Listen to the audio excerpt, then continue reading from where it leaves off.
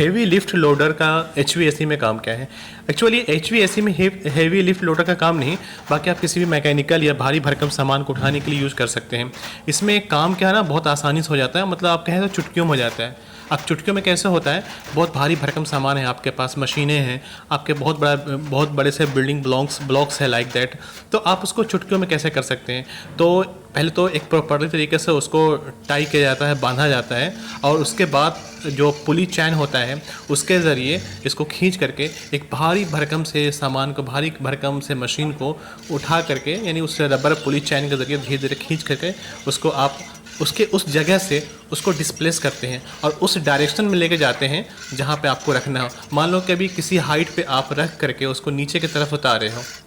जैसे यहाँ पे कर रहे हैं हम कि एक हाइट पे यहाँ से हम इस मशीन को डिस्प्लेस करके किसी नीचे डाउन की तरफ, यानी बिल्डिंग से हाइट से नीचे की तरफ हम रख रहे हैं, तो उसको इस तरह से उठा करके उसके उस डायरेक्शन में लेके जाते हैं और धीरे धीरे एक प्रॉपर टाई करके वो चैन से, जो आयरन की चैन होती है या फिर वो जो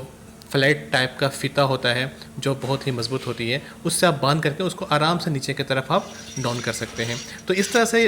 हेवी लिफ्ट लोड का काम होता है एचवीएसी में, और आप साइट पर देखेंगे भी इस तरह के बहुत सारे आपको यूज़फुल तरीके से अपनाए जाएंगे। कभी भी आपको अगर लगता है कि भारी भरकम सामान कैसे को हम इसको डिस्प्लेस कर सकते हैं, तो आप इस तरह से आप टेक्निक लगा सकते हैं।